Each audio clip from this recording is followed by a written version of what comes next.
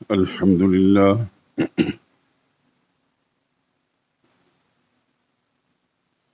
الحمد لله وحده، والصلاة والسلام على من لا نبي بعده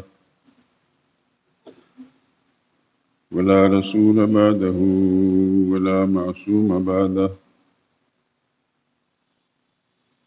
أما بعد، فإن خير الحديث كتاب الله، وخير الهدي هدي محمد صلى الله عليه وسلم، وشر الأمور محدثاتها، وكل محدثة بدعة، وكل بدعة ضلالة، وكل ضلالة في النار. أعوذ بالله من الشيطان الرجيم. بسم الله الرحمن الرحيم. قل يا أيها الناس إني رسول الله إليكم جميعا الذي له ملك السماوات والأرض، لا إله إلا هو يحيي ويميت. فآمنوا بالله ورسوله النبي الأمي الذي يؤمن بالله وكلماته، واتبعوه لعلكم تهتدون.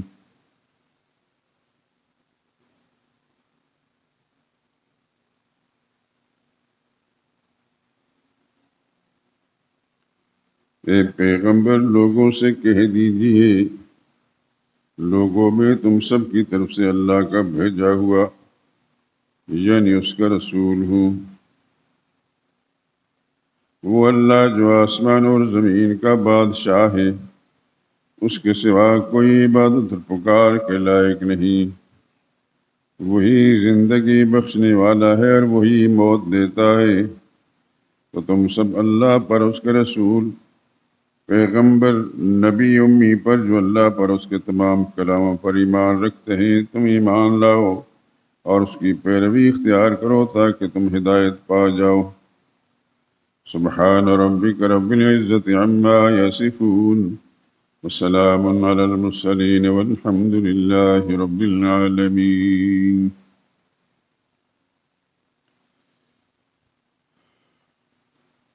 اللهم أرنا الحق حقا وارزقنا اتباعه، وأرنا الباطل باطلا وارزقنا اجتنابه۔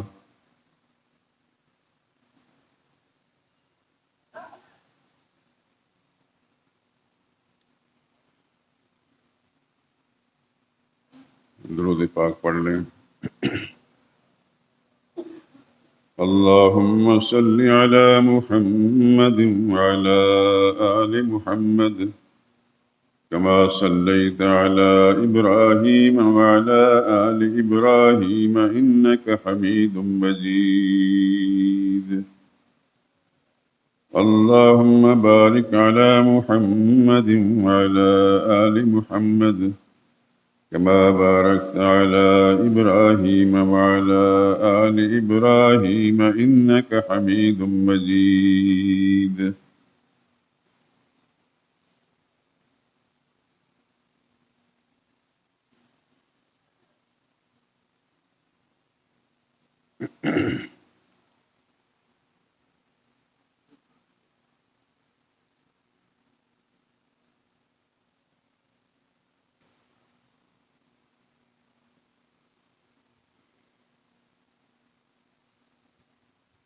اے خدا کے آخری پیغمبر تجھ پر سلام، اے خدا کے آخری پیغمبر تجھ پر سلام۔ سب سے اونچا ہے خدا کے بعد تیرا ہی مقام۔ تو نے دنیا کو پڑھایا ہے سبق توحید کا، تو نے دنیا کو پڑھایا ہے سبق توحید کا، تو نے بھر بھر کے پلائے ہیں میں وحدت کے جام۔ تیری فیاضی نے ذروں کو بنایا آفتاب، بن گئے اونٹوں کے چرواہے زمانے کے امام۔ تیرے آنے سے چمن میں آ گئی تازہ بہار، تو نے دنیا سے مٹایا کفر باطل کا نظام۔ اسود و احمر کی تو نے ختم کر ڈالی تمیز، ایک ہی صف میں بٹھائے تو نے آقا و غلام۔ تیری امت کیوں نہ پائے خیر امت کا خطاب، تو ہے جب خیر البشر خیر الرسل خیر الانام۔ تو جہاں میں ہے خدا کا آخری پیغامبر، تو جہاں میں ہے خدا کا آخری پیغامبر، ختم ہے تجھ پر نبوت تجھ پر ہر نعمت تمام۔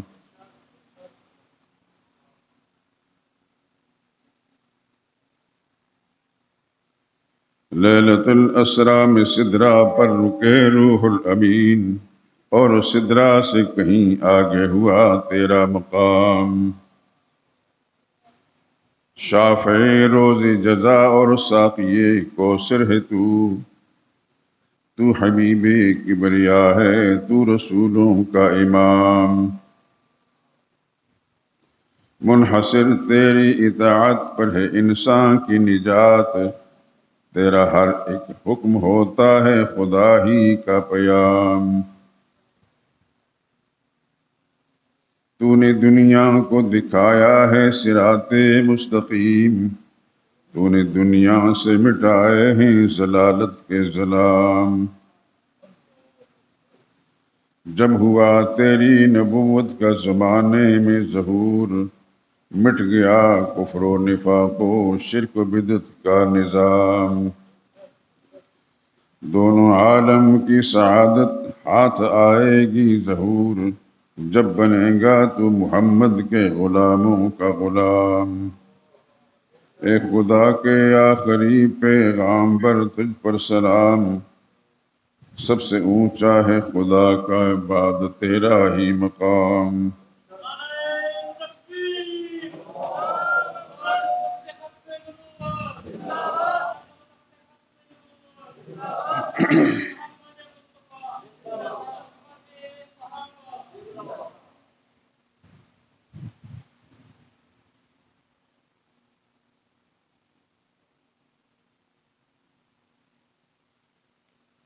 بزرگان محترم، برادران عزیز،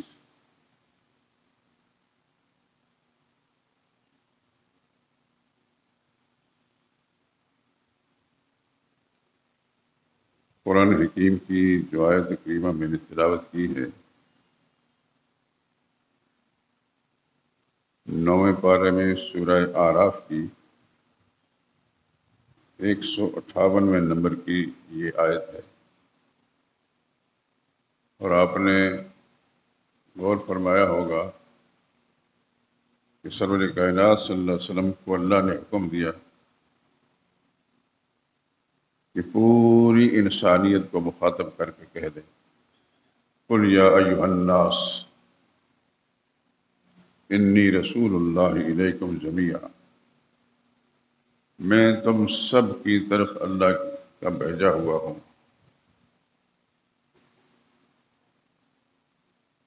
اور کون اللہ؟ اگلی وضاحت، الذی لہ ملک السماوات والارض، وہ اللہ جس کے قبضہ قدرت میں بادشاہت ہے آسمان و زمین کی۔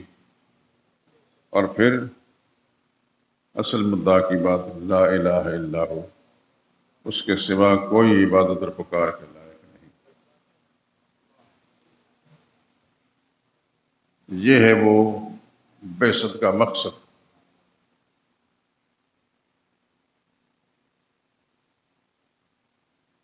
کہ زمین و آسمان کے بادشاہ اور مالک و خالق نے میری ڈیوٹی لگائی ہے،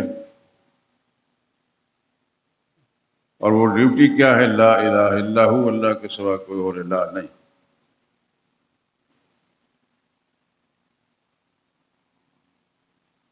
میرے دوستو، آپ خوش نصیب ہیں اس پہلو سے کہ آپ کی اس مسجد کے اندر یہ مسئلہ الہ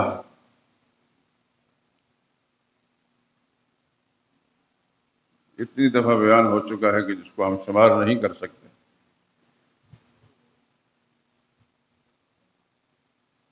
اور زمین مسجد کے در و دیوار اور اس سے باہر نکلنے والی آواز زمین کے چپے چپے پر جہاں بھی پہنچی ہے، اگر وہ اس سے پوچھا جائے اور کوئی پوچھ سکے اور اس سے جواب لے سکے تو وہ بتائے گی کہ یہ مسئلہ الہ اتنی دفعہ بیان ہوا ہے جس کو گننا مشکل ہے۔ اس وقت جو آپ حضرات کی خدمت میں ایک بات عرض کر رہا ہوں وہ یہ ہے، مسئلہ الہ تو آپ کو معلوم ہے ہی، الحمدللہ۔ یہ بھی آپ کے علم میں ہے کہ الہ کس کو کہتے ہیں، اور اس کو بھول نہ جانا۔ زندگی کی آخری سانس تک اللہ تعالیٰ آپ کو سلامت رکھے کہ یہ نظریہ اور یہ عقیدہ آپ کے ساتھ رہنا چاہیے، اور جب اللہ کی بارگاہ میں پیش ہوں گے تو بڑے سرخرو ہو کر، اور اللہ کی طرف سے بڑی آؤ بھگت ہوگی۔ اس وقت جو میں بتانا چاہتا ہوں وہ یہ کہ اس دھرتی پر محمد مصطفیٰ صلی اللہ علیہ وسلم سے پہلے آدم علیہ السلام کی تخلیق کے بعد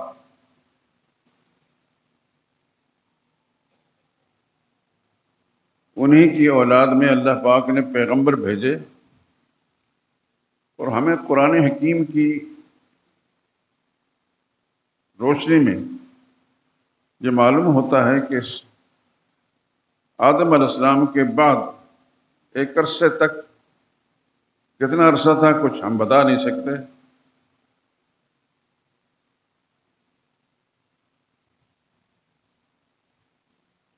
اللہ نے اگر پیغمبر بھیجے بھی ہیں تو وہ مسئلہ الہ کے لیے نہیں تھے، اور بڑے محدود تعداد میں۔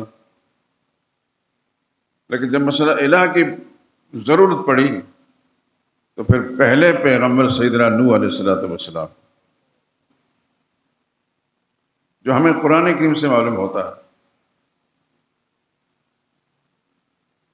اور یہ بھی آپ جانتے ہیں کہ نوح علیہ السلام بڑا لمبا عرصہ اس دھرتی پر رہے،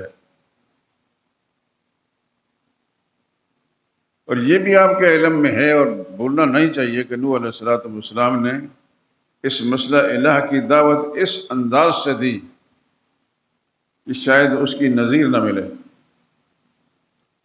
قرآن حکیم سے یہ بات معلوم ہوتی، رب انی دعوت قومی لیلا و نہارا، میرے داتا میں نے دعوت دی اپنی قوم کو، خاص ٹائم میں نہیں، جمعے کا بیان نہیں تھا، لیلا و نہارا، راتوں کو بھی میں دعوت دیتا رہا اور دن کو بھی دعوت دیتا رہا۔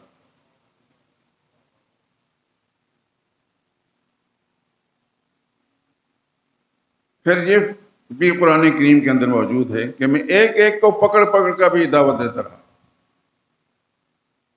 آپ اندازہ کریں کہ 950 برس تک ایک پیغمبر اس انداز سے دعوت دیتا، کتنا لمبا عرصہ ہے اس پیغام کو سنانے کا، اور کتنی ان کی محنت ہے۔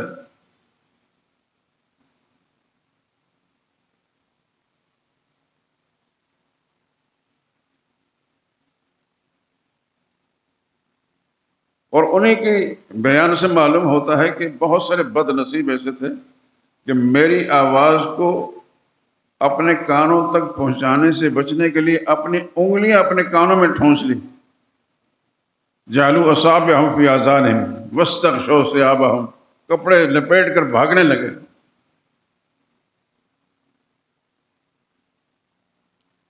نبی کی محنت کو بھی دیکھیں اور لوگوں کے رویے کو بھی دیکھیں۔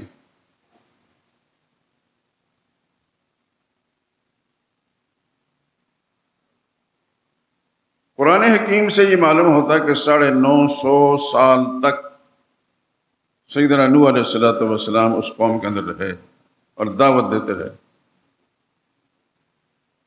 فَلَبِثَ فِيهِمْ أَلْفَ سَنَةٍ إِلَّا 50 عَامًا. نوح علیہ السلام 1000 سال رہے، 50 کم. 50 کم 1000، 950 سال ہی ہوتے ہیں. اور دعوت کا جو انداز ہے وہ میں نے آپ کو اشارہ دے دیا اور بارہا آپ سن چکے.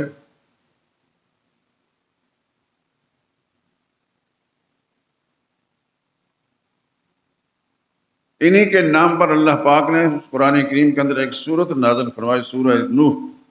اس کے اندر وہ تفصیل موجود ہے، قوم کا رویہ بھی اور نوح علیہ السلام کا کردار بھی. لیکن آپ قرآن کریم کی تلاوت یقیناً کرتے ہوں گے، اللہ آپ کو توفیق دے اور اللہ تعالیٰ قبول فرمائے. اور میری یہ التجا اور یہ گزارش جو ہے اس پر آپ حضرات سے میں امید کرتا ہوں کہ آپ حضرات یقیناً کچھ نہ کچھ اس پر توجہ دیتے ہوں گے.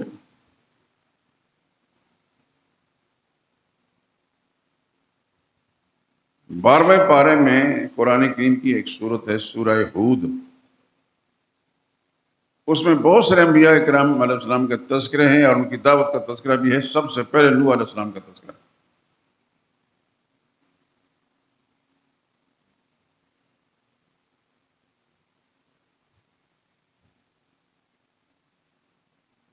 اور قوم کی سنگ دلی، بد نصیبی، بدبختی کہ خدا کے پیغمبر ان کی ہمدردی کی بات کر رہے ہیں اور وہ پیغمبر کو اپنا دشمن سمجھ رہے ہیں.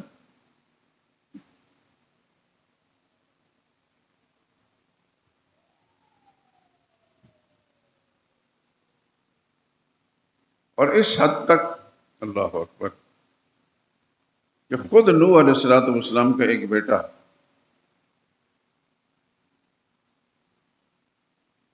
وہ بھی بات نہیں مان رہا.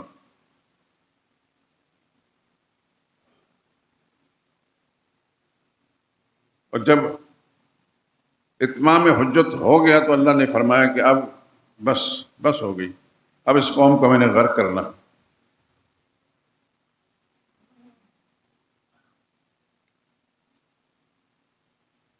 اور نوح علیہ السلام سے فرمایا کہ آپ ایک کشتی بنائیں.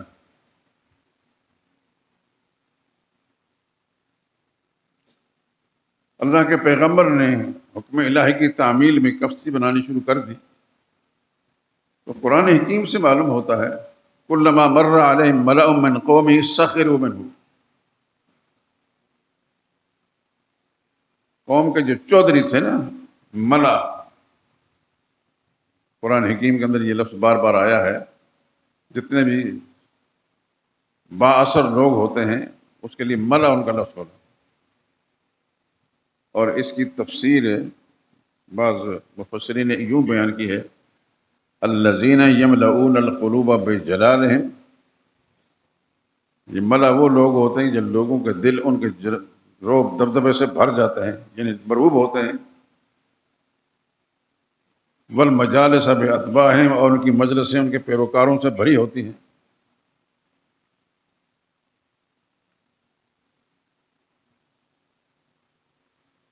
ان کے ملا کہا جاتا ہے جس کو آپ کی اپنی زبان میں نمبردار، سرمایہ دار، بااثر لوگ، مختلف علاقوں کی مختلف زبانیں ہیں. ہمارے صوبہ سرحد میں ان کو خان صاحب کہتے ہیں. یہاں تو ہر پٹھان پشتو بولنے کو خان کہتے ہیں، وہاں ہر پشتو بولنے کو خان نہیں کہتے. جو بڑا جاگیردار ہوتا ہے، بااثر ہوتا ہے، اس کو خان کہتے ہیں. یا پنجاب میں چودھری صاحب کہتے ہیں، سندھ میں وڈیرے ہیں، اور بلوچستان کے اندر سردار. لیکن یہ سب ملا ہے. الذین یملؤون القلوب بجلالہم، لوگوں کے دل ان کے روب دبدبے سے بھر جاتے ہیں، مروب ہوتے ہیں. والمجالس باتباعہم، ان کی مجلسیں لوگوں ان کے پیروکاروں سے بھری ہوتی ہیں.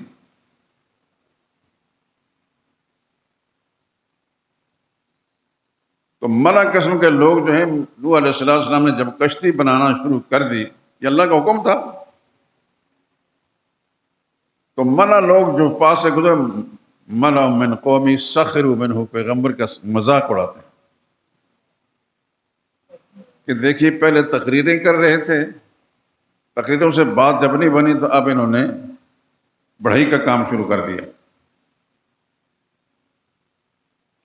ان بد نصیبوں کو پتہ نہیں تھا یہ اللہ کے پاک پیغمبر ہیں۔ نبی نے فرمایا ان تسخروا منا فانا نسخر منکم، مذاق اڑا لو ہمارے، ایسا ہی تمہارے ساتھ بھی ہوگا۔ اور ایک وقت اللہ کریم نے مقرر فرمایا، اس وقت پھر اللہ کا حکم آئے گا، فیصلہ یہ ہے کہ ان کو غرق کرنا ہے۔ آسمانوں کو حکم دیا اللہ نے اپنے پانی برسا، زمین کو حکم دیا پانی باہر نکال، کائنات کا ہر ذرہ اللہ کے اختیار میں ہے، اللہ ہی کے اختیار میں ہے۔ سنتے بارش بھی برسنے لگی اور پانی باہر آنے لگا۔ اس موقع پر حضرت نوح علیہ السلام نے اپنے ایک بیٹے سے فرمایا، وہ بیٹا سرکش تھا، ہمارے ساتھ آ کر کشتی میں بیٹھ جا۔ یہ کشتی کیوں بنائی تھی؟ جتنے بھی نوح علیہ السلام پر ایمان لانے والے مخلص لوگ ہیں ان کو بٹھائیں کشتی میں، باقی سب کو غرق کرنا ہے۔ اب وہ کتنے تھے ان کی تعداد قرآن کریم کے اندر بیان تو نہیں ہوئی، لیکن ایک کشتی میں کتنے لوگ ہوتے ہیں؟ یعنی میں یہ بتانا چاہتا ہوں کہ نوح علیہ السلام کی محنت کو دیکھیں اور لوگوں کے ایمان لانے کو دیکھیں۔ نبی کریم صلی اللہ علیہ وسلم فرمایا دنیا میں جتنے بھی پیغمبر گزرے ہیں ان پر ایمان لانے والوں کے مقابلے میں مجھ پر ایمان لانے والے زیادہ ہوں گے، صلی اللہ علیہ وسلم رضی اللہ تعالی عنہ۔ نوح علیہ السلام نے اپنے ایک بیٹے سے جو سرکش تھا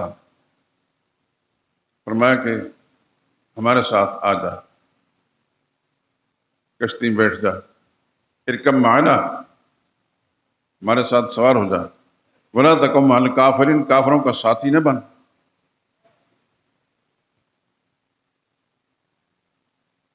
تو وہ کچھ آج کل کے زمانے کے جس طرح روشن خیال، وہ بھی کوئی روشن خیال قسم کا نوجوان تھا۔ ہم نے کہا ابا جان کیسی باتیں کرتے ہیں، بارشیں ہوتی رہتی ہیں، سیلاب بھی آتے رہتے ہیں، اگر پانی آیا زیادہ سآوی الی جبل، وہ بلند پہاڑ جو ہے اس پر میں چڑھ جاؤں، یا سمن من الماء، مجھے سیلاب سے بچا لے گا۔ اللہ کے نبی نے فرمایا لا عاصم اليوم، یہ روایتی سیلاب نہیں، خدا کا عذاب ہے، آج کوئی بچانے والا نہیں۔ باپ بیٹے کے درمیان یہ گفتگو ہو رہی تھی، وحال بینہما الموج، پانی کی لہر آئی، وکان من المغرقین، غرق ہو گیا، وہ روشن خیال قسم کا۔ اللہ اکبر، اللہ اکبر۔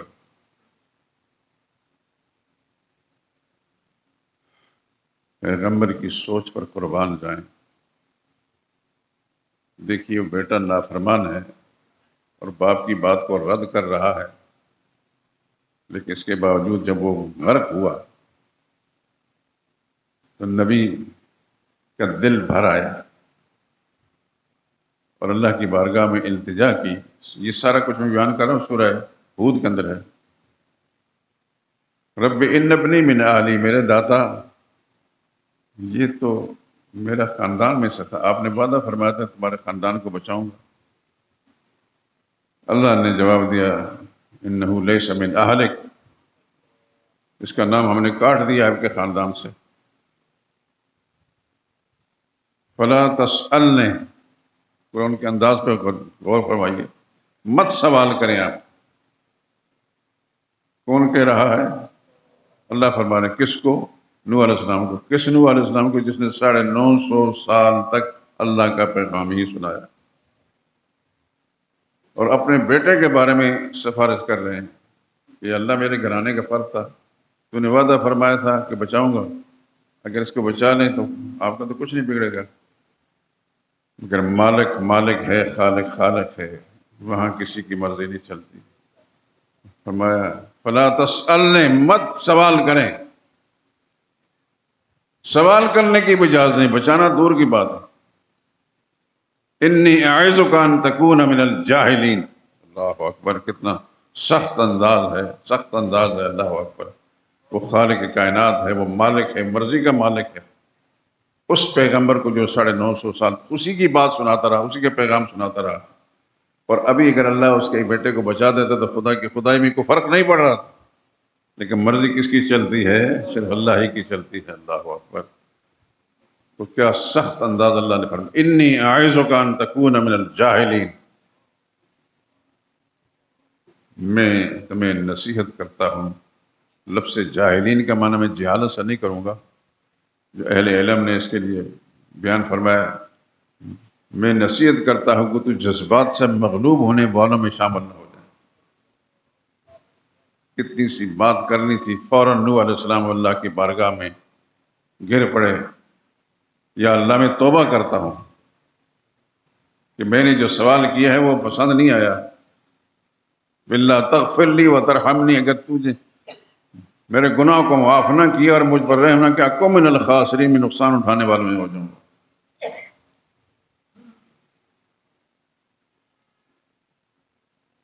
یہ تو خیر تمہیدی سی گفتگو تھی، اور آپ پہلے سے جانتے ہیں، یقیناً بارہا سن چکے ہیں، اور آپ کے علم میں ہوگا، اور خدا کرے کہ ہو ہمیشہ کے لیے، اور اس انداز سے ہو کہ صرف اپنے دل و دماغ میں نہ رکھیں، دوسروں تک پیغام پہنچائیں۔ اللہ آپ کو توفیق دے کہ آپ دوسروں تک یہ پیغام پہنچائیں۔ اس میں آپ کے گھر کے لوگ بھی ہیں، بہن بھائی بھی ہیں، ماں باپ بھی ہو سکتے ہیں۔ اگر خدا نخواستہ ان کے عقیدے میں خرابی ہے تو ان کو بھی یہ بات سمجھائیں گے۔ یہ یاد رکھیں، ماں باپ کو دین کی بات سمجھانا ہی توہین نہیں، گستاخی نہیں، یہ حکم الہی ہے۔ قرآن کریم کے اندر سورہ لقمان کے اندر موجود ہے کہ اپنے باپ کو کس طرح نصیحت کی جاتی، یہ توہین نہیں۔ پھر حضرت ابراہیم خلیل اللہ کا انداز قرآن کریم کے اندر موجود ہے۔ ابراہیم خلیل اللہ، یہ جد الانبیاء ہیں، جد الانبیاء۔ حضور صلی اللہ علیہ وسلم فرمایا، ابراہیم میرے جد تھے، دادا، انا دعوت جدی ابراہیم، میں اپنے دادا ابراہیم کے دعاؤں کا نتیجے میں آیا، جنہوں نے باپ بیٹے نے بیت اللہ کی تعمیر کرنے کے بعد فرمایا کہ یا اللہ یہاں بھیج دیں۔ تو ابراہیم خلیل اللہ نے اپنے مشرک باپ سے جو بات کی تھی وہ آپ حضرات کو یقیناً یاد ہوگی، نہیں تو میں تھوڑا سا اشارہ دے دیتا ہوں۔ خدا نخواستہ کسی کا بڑا، اس میں بڑا باپ بھی ہو سکتا ہے، چچا بھی ہو سکتا ہے، خدا نخواستہ دادا بھی ہو سکتا ہے، لیکن عقیدے خراب ہیں تو قرآنی فیصلے کے مطابق ہماری ذمہ داری ہے کہ ان کا عقیدہ ٹھیک کریں، اسی انداز سے جیسے ابراہیم خلیل اللہ نے اپنے باپ ساتھ خطاب فرمایا تھا۔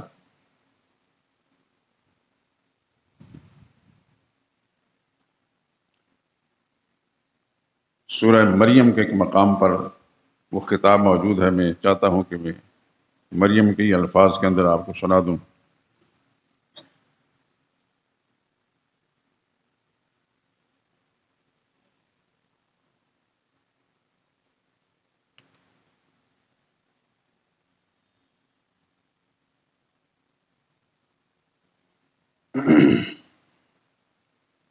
اذ قال ابراہیم یا ابت اذ قال لأبیہ یا ابت لم تعبد ما لا يسمع ولا يبصر ولا يغنی عنک شیئا، جب انہوں نے اپنے باپ سے کہا، ابا جان آپ ایسی چیزوں کو کیوں پوچھتے ہیں جو سن بھی نہیں سکتے اور دیکھ بھی نہیں سکتے اور آپ کے کچھ کام بھی نہیں آ سکتے۔ یعنی ان کو اگر مرادیں ان سے مانگ رہے ہیں تو آپ کی بات تو سن نہیں سکتے، نہ آپ کو دیکھ سکتے ہیں، نہ کچھ کام آ سکتے ہیں۔ یاد رکھیں، اللہ کے سوا جو بھی ہے وہ ان کے اندر یہ تینوں صفتیں موجود، آج ہے یا کل، ابراہیم خلیل اللہ کا والد ہو یا آج کے کسی بھی جگہ مرنے والے کو آپ پکاریں گے، وہ آپ کے پکار کو نہیں سن سکتے، نہ آپ کو دیکھ سکتے ہیں، نہ آپ کے کچھ کام آ سکتے ہیں۔ یا ابت، میرے ابا جان، انی قد جاءنی من العلم ما لم یاتک، میرے پاس ایسا علم آیا ہے جو آپ کے پاس نہیں، فاتبعنی، آپ میرے پیچھے چلیں، میری اتباع کریں۔ یہ کس نے فرمایا؟ ابراہیم خلیل اللہ نے۔ کس سے؟ باپ سے۔ گستاخی تھی یہ؟ سن لیں، میں اس لیے اشارے دے رہا ہوں، کئی لوگ جو ذہنی طور پر اپنے بڑے سے اگر کسی شخص نے کوئی ہدایت کی بات کی، نصیحت کی بات کی، اس کی ہمدردی کی بات، یہ بات ضروری ہے کہ گفتگو کا انداز ادب والا ہو، تلخ نہ ہو، تو یہ بے ادبی نہیں، گستاخی نہیں، یہ پیغمبرانہ انداز ہے۔ اور میں نے ابراہیم علیہ السلام کا تذکرہ اس لیے کیا کہ ابراہیم علیہ السلام جن کو جد الانبیاء کہا جاتا، سارے نبیوں کے دادا تھے، حضور صلی اللہ علیہ وسلم نے بار بار فرمایا، میں انا دعوت جدی ابراہیم، میں اپنے دادا ابراہیم کی دعاؤں کا نتیجہ ہوں۔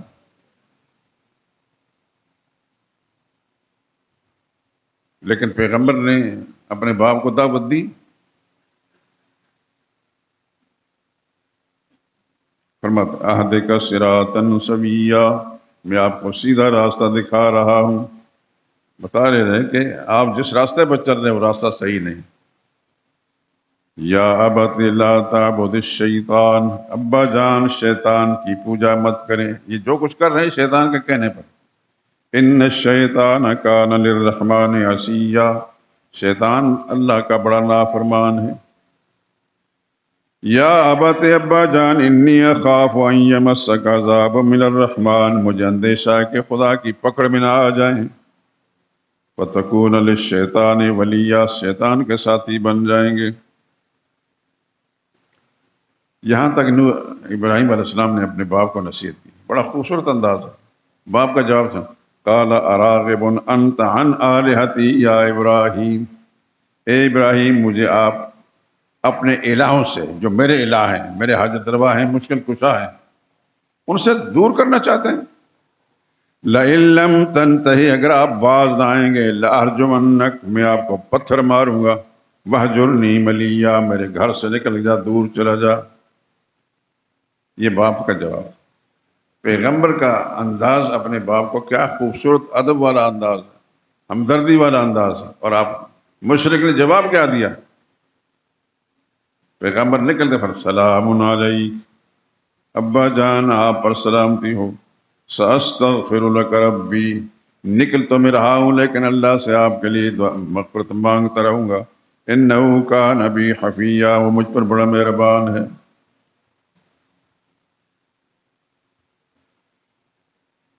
تو اپنے بڑوں کو بھی دین کی دعوت دینا بے ادبی نہیں، گستاخی نہیں، یہ عین دین ہے، عین قرآن ہے۔ یہ دعوت انبیاء ہے، انبیاء کرام علیہ السلام کا طریقہ ہے۔ شیطان ضرور وسوسے دیتا ہے کہ دیکھیے تو بڑے سے بات کر رہا ہے، یہ گستاخی ہے۔ آپ حضرات اس بات کو سمجھتے ہیں، اور اس لیے میں کہہ رہا ہوں کہ اللہ کی توفیق سے آپ یہاں آتے ہیں، اور اس مسجد کے اندر خدا کے قرآن کے سوا اور کوئی بات نہیں بیان ہوتی۔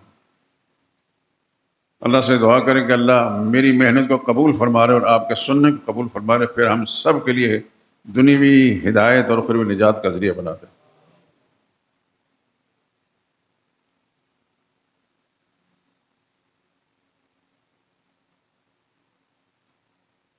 نبی نے اپنے باپ کو دعوت دی، بڑے خوبصورت انداز سے دعوت دی، گستاخی نہیں کی۔ آج بھی اگر کوئی مسلمان، کوئی نوجوان اپنے ماں باپ کو، اپنے دادا دادی کو، نانا نانی کو، کسی بڑے کو خوبصورت انداز سے دین کی دعوت دیتا ہے، یہ بے ادبی نہیں ہے۔ شیطان کہے گا یہ بے ادبی ہے، لیکن بے ادبی نہیں ہے، یہ مزاج شریعت ہے، مزاج انبیاء ہے علیہ الصلوۃ والسلام۔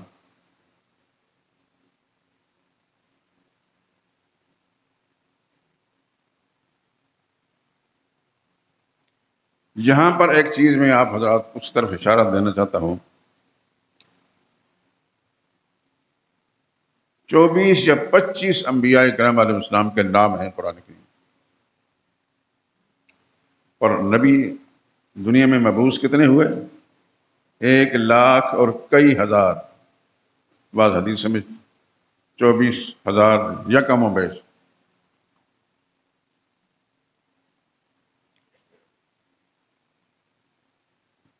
چند ایک کے نام ہیں۔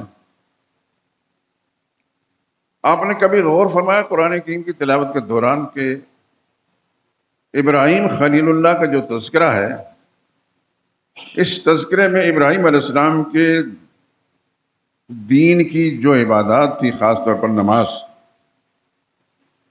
اس کا تذکرہ ہے قرآن کریم میں؟ زکوٰۃ بھی ہوگی، اس کا تذکرہ نہیں ہے۔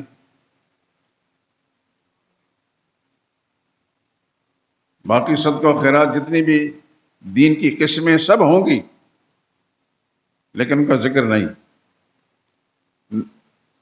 ابراہیم خلیل اللہ کے علاوہ نوح علیہ السلام کا تذکرہ بھی آپ نے اشارہ کیا۔ قرآن کریم سے کہیں معلوم ہوا تھا کہ نوح علیہ السلام کے دین کے اندر، ان کی شریعت میں نمازیں کتنی تھیں اور کس طرح پڑھی جاتی تھی؟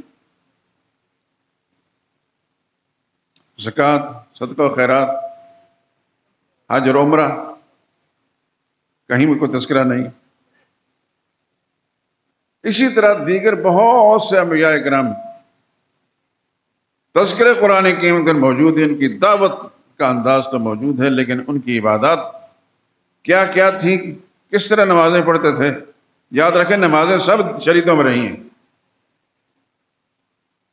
لیکن میرے اور آپ کے سامنے اسے تفصیلات موجود نہیں، اس لیے کہ مقصد وہ نہیں تھا۔ مقصد یہ تھا انبیاء کرام کے بے صدقہ لا الہ الا اللہ۔ آپ سب حضرات اس بات پہ غور فرمائیں، انبیاء کو اس لیے نہیں بھیجا جا کر لوگوں کو نمازیں پڑھائیں، زکوٰۃ کے مسئلے بتائیں، صدقہ و خیرات کا طریقہ بتائیں۔ انبیاء کرام علیہ السلام کو اللہ نے اس لیے بھیجا کہ خدا کا پیغام دیں کہ اللہ کے سوا کوئی اور الہ نہیں۔ جیسے یہ آیت میں جمع پڑھی ہے، انی رسول اللہ علیکم جمیعا، میں سب کی طرف اللہ کا رسول بھیجا ہوں، سب کی طرف۔ اور وہ اللہ جس کے قبضہ قدرت بادشاہت ہے آسمان و زمین کی، کیوں بھیجا ہے؟ لا الہ الا ہو، اللہ کے سوا کوئی اور الہ نہیں۔ تو آپ حضرات غور فرمائیں کہ سب نبیوں کی شریعتوں کے اندر نماز تھی، طریقہ کیا تھا ہمارے پاس تفصیل نہیں، کہیں رکوع ہے سجدہ نہیں، کہیں سجدہ ہے رکوع نہیں۔ زکوٰۃ تھی، کس انداز سے دیتے تھے، کتنی مقدار پر، کچھ معلوم نہیں۔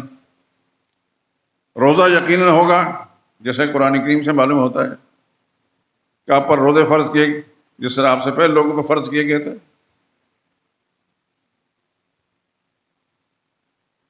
ان کی شریعتوں میں حج ہوں گے، بیت اللہ کا طواف تھا، اس لیے کہ دنیا میں خدا بند قدوس نے نبیوں کو بھیجنے سے پہلے بیت اللہ کو دنیا میں بھیجا تھا۔ ہر نبی نے بیت اللہ کا طواف کیا، کس طرح کیا ہمیں معلوم نہیں، کیونکہ ان کی شریعتوں کی تفصیلات ہمارے سامنے نہیں۔ تفصیلات ہوں گی تو پھر ہم بتائیں گے۔ ہمارے سامنے صرف ہمارے آقا حضرت محمد مصطفیٰ صلی اللہ علیہ وسلم کی شریعت تفصیلات۔ میں یہ بتانا چاہتا ہوں، اس پر آپ غور فرمائیں کہ اصل دین کی بنیاد ہے لا الہ الا اللہ۔ آج بھی اگر آپ کے سامنے کوئی یہودی آتا ہے یا عیسائی یا ہندو یا سکھ اور وہ کہتا ہے میں مسلمان ہونا چاہتا ہوں، تو آپ اس کو نماز پڑھائیں گے؟ آپ اس کو زکوٰۃ کا حکم نہیں دیں گے؟ آپ اس کو سب سے پہلے لا الہ الا اللہ پڑھائیں گے، اللہ کے سوا کوئی اور الہ نہیں۔ اگر وہ نہیں سمجھے گا تو الہ کا معنی پھر آپ کی ذمہ داری کے سمجھیں، الہ کیسے کہتے ہیں، وہ یہ قرآن کریم کے اندر موجود ہے۔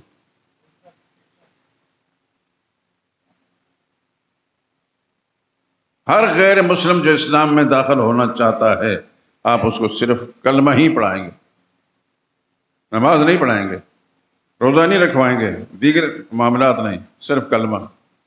اور کلمے کی وہ تشریح و تفصیل اگر آپ سے پوچھے گا تو آپ بیان کریں گے، اور آپ کی ذمہ داری ہے۔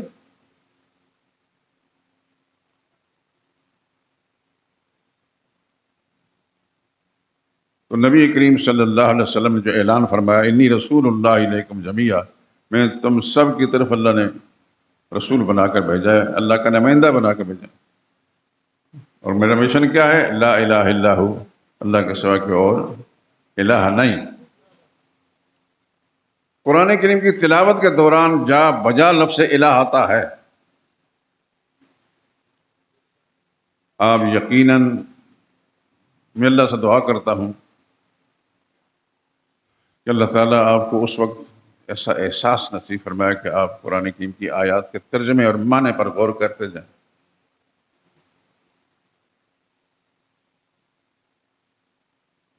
یہ جتنے بھی دنیا کے کام ہیں، موت ہے، حیات ہے، عزت ہے، ذلت ہے، امارت ہے، غربت ہے، سکھ ہے، دکھ ہے، یہ سارے کے سارے جتنے کام بھی ہیں لفظ الہ کے اندر موجود ہیں۔ لا الہ الا ہو، اللہ کے سوا کوئی اور الہ نہیں، اللہ کے سوا کوئی حاجت روا نہیں، اللہ کے سوا کوئی مشکل کشا نہیں، اللہ کے سوا کوئی اولاد دینے والا نہیں، اللہ کے سوا کوئی موت دینے والا نہیں، اللہ کے سوا کوئی رزق دینے والا نہیں، چھیننے والا نہیں۔ یہ جتنی بھی دنیا کی چیزیں ہیں لفظ الہ کے اندر موجود ہیں۔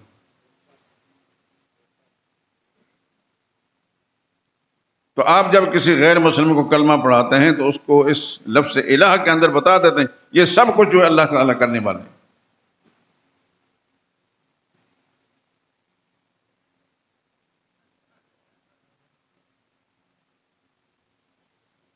اس لیے میں آپ حضرات سے درخواست کرتا ہوں، ایک تو قرآن کریم کی تلاوت کے دوران اس لفظ پہ غور کر کے جائیں۔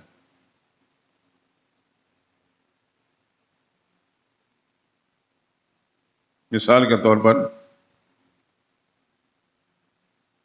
سورہ آل عمران ہے،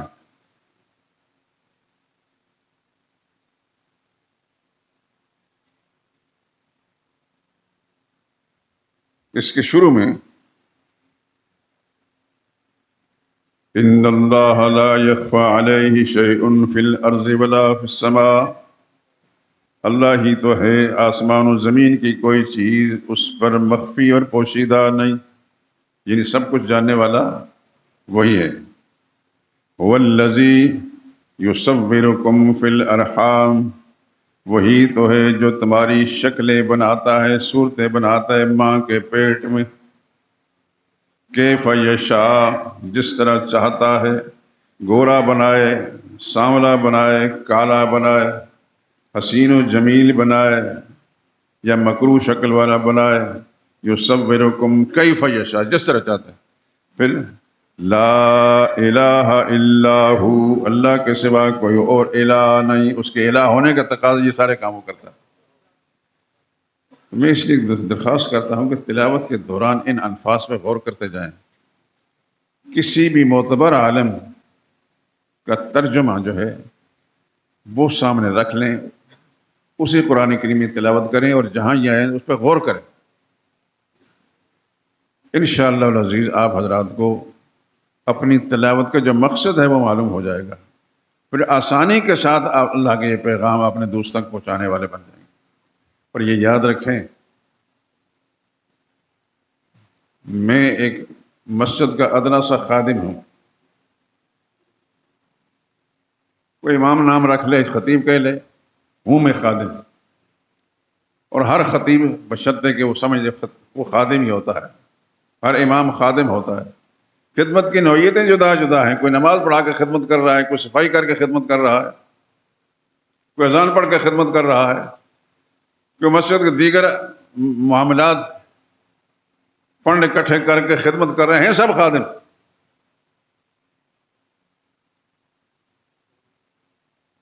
تو میں اللہ کے دین کا خادم ہوں اس مسجد کے اندر، جو اللہ پاک نے مجھے توفیق دی ہے اس توفیق کے مطابق آپ سے گفتگو کر رہا ہوں، لیکن آپ کی توجہ اس طرح مبذول کرا رہا ہوں کہ قرآن کریم کی تلاوت باقاعدہ کریں۔ میرے یہ جملے جو میری زبان سے نکل رہے ہیں مسجد کی در و دیوار سے ٹکرا رہے ہیں، یہ میرے حق میں گواہی دیں گے انشاءاللہ کہ میں نے ہر مسلمان کو، اپنے بھائیوں کو قرآن کریم کی تلاوت کرنے کی دعوت دی ہے، لیکن اس کے معنی اور مطلب پر غور کر کے ضرور جائیں۔ جب آنکھیں بند ہو جائیں گے پھر خدا اس دنیا میں نہیں بھیجیں گے میرے دوستوں۔ بڑی تلخ سی حقیقت ہے۔ میرا بھی دل بھی چاہے گا دوبارہ دنیا میں آؤں، آپ کا بھی چاہے گا، ہر انسان چاہے گا، لیکن ایک دفعہ اللہ بلا لے گا پھر واپس نہیں بھیجے گا۔ ایک حدیث کا مضمون سنا دیتا ہوں۔ نبی کریم صلی اللہ علیہ وسلم شہداء کا مقام بیان فرما رہے تھے کہ اللہ کے راہ میں شہادت کے رتبے پر فائز ہونے والا اللہ کی بارگاہ میں جب پہنچتا ہے، جو اعزاز و اکرام کے ساتھ ہوتا ہے، جو اللہ کی طرف سے رحمتیں اس پر ہوتی ہیں، اس کا دل چاہتا ہے کہ ایک دفعہ خدا مجھے پھر دنیا میں بھیج دے کہ پہلے سے زیادہ میں قربانی دے کر آؤں، شہادت کے رتبے پر فائز ہو جاؤں۔ وہ التجا بھی کرے گا، اللہ فرمائیں گے ساری نعمتیں ساری مل لیں گی، لیکن دنیا میں بھیجنے کا میرا کوئی قانون نہیں۔ تو ہمارے لیے دوبارہ دنیا میں آنے کا کوئی قانون نہیں ہے۔ اسی زندگی میں جتنے سانس اللہ نے ہمیں دیے ہیں اس کے اندر ہم کام کر جائیں۔ آپ حضرات جس جس شعبے سے تعلق رکھتے ہیں، اللہ آپ کو سلامت رکھے، اللہ برکتیں دے اور آپ کی نسلوں کے اندر بھی ہدایت جاری ساری رکھے، لیکن زندگی کے یہ جتنے بھی سانسیں ہیں ان کو غنیمت سمجھ کر یہ جو میری معروضات ہیں اس پر غور فرمائیں۔ انشاءاللہ آپ کے کانوں سے میری آواز ٹکرا رہی ہے، آپ کے جسم سے ٹکرا رہی ہے، مسجد در و دیوار سے ٹکرا رہی ہے، اندر باہر جا رہی ہے، یہ سب ہمارے حق میں گواہی دیں گے۔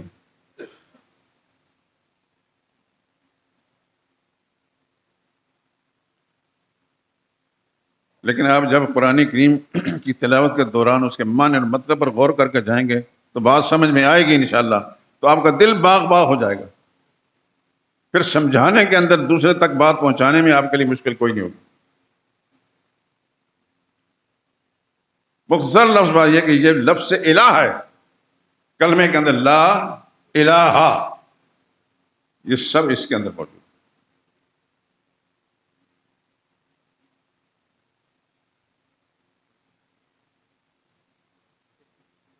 قرآن کریم کے اندر آپ تلاوت کے دوران دیکھیں گے وَإِلَىٰ مَدْيَنَ أَخَاهُمْ شُعَيْبًا، مدین والوں کی طرف ہم نے ان کے بھائی شعیب علیہ السلام کو بھیجا۔ قَالَ يَا قَوْمِ اعْبُدُوا اللَّهَ مَا لَكُم مِّنْ إِلَٰهٍ غَيْرُهُ، ہر نبی کے لیے اعْبُدُوا اللَّهَ مَا لَكُم مِّنْ إِلَٰهٍ غَيْرُهُ، مَا لَكُم مِّنْ إِلَٰهٍ غَيْرُهُ، اللہ کے سوا تمہارے لیے کوئی اور الہ نہیں، الہ نہیں، الہ نہیں۔ یہ سب کچھ اللہ کی الوہیت کا سارا نظام جو ہے لفظ الہ میں موجود ہے۔ اس لیے قرآن کریم کی تلاوت ضرور کریں میرے دوستو، خدا توفیق دے آپ کو۔ دنیا کے کام تو صاحب چلاتے ہیں اور خدا آپ کے کلام چلائیں گے، لیکن قرآن کریم کے لیے کوئی ٹائم نکالیں۔ اور صبح کا ٹائم بہت موزوں ہوتا ہے، اس وقت انسان کو کاروبار نہیں کر رہا ہوتا، گھر پہ ہی موجود ہوتا ہے۔ پورے دھیان اور توجہ کے ساتھ قرآن کریم کی تلاوت کریں۔ کسی معتبر عالم کا لکھا ہوا ترجمہ جو سامنے رکھ کر تلاوت کریں، اس کے معنی مطلب غور کریں، انشاءاللہ بات سمجھ میں آئے گی اور آپ کو اپنی زندگی کا مقصد بھی سمجھ آ جائے۔ ہمیں اللہ پاک نے اس دنیا میں صرف کھانے پینے کے لیے نہیں بھیجا، بے شمار مخلوق اللہ تعالیٰ کی کھاتے ہیں پیتے ہیں، سمندر بھی ہیں، فضاؤں میں ہیں، دریاؤں کے اندر بھی ہیں، صحراؤں کے اندر بھی ہیں۔ مجھے اور آپ کو اللہ تعالیٰ نے اشرف المخلوقات میں بھیجا ہے۔ یہ جتنی بھی مخلوق ہے اللہ کی، دریاؤں میں ہے یا صحراؤں میں ہے یا فضاؤں میں ہے، یہ ساری مخلوق اللہ کی ہے، لیکن انسان کو اللہ نے سب سے اشرف بنایا، اعلیٰ بنایا۔ کیوں؟ کھاتا پیتا تو وہ بھی ہیں، بلکہ بے شمار چیزیں ایسی ہیں کہ ان کے جسم کا گوشت میں اور آپ کھاتے ہیں۔ جتنے پرندے ہیں ان کا گوشت ہم کھاتے ہیں، بھیڑ بکریاں ہیں ان کا گوشت ہم کھاتے ہیں، گائے بھینس ہیں ان کا گوشت ہم کھاتے ہیں، ان کے دودھ ہم پیتے ہیں۔ یہ تو ہماری خدمت کے لیے اللہ نے بنائے ہیں،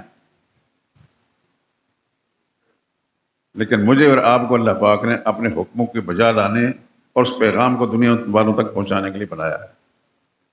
اس بات کو اچھی طرح نوٹ فرما لیں، تنہائیوں میں بیٹھ کر غور کریں۔ سمندر میں کتنی مخلوق ہے گن نہیں سکتے، لیکن سمندری بے شمار چیزیں ایسی ہیں جس سے میں اور آپ فائدہ اٹھاتا ہے۔ مچھلی لے لیں، ہمارے لیے اللہ نے بنائی ہے۔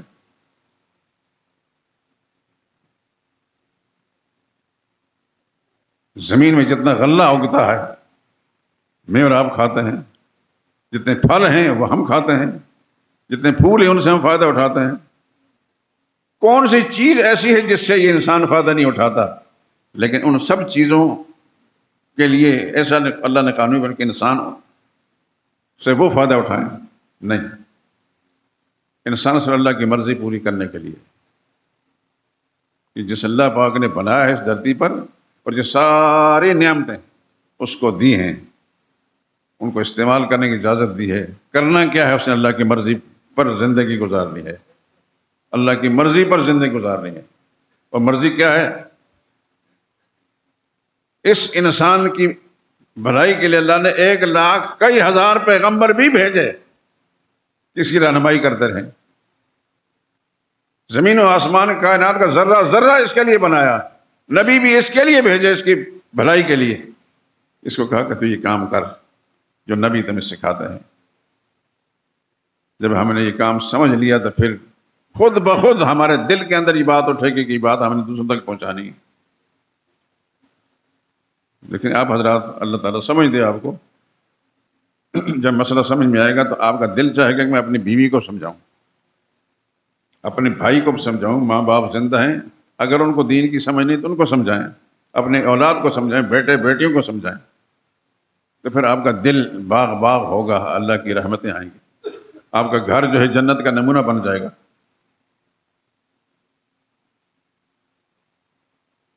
تو یہ بات یاد رکھیں،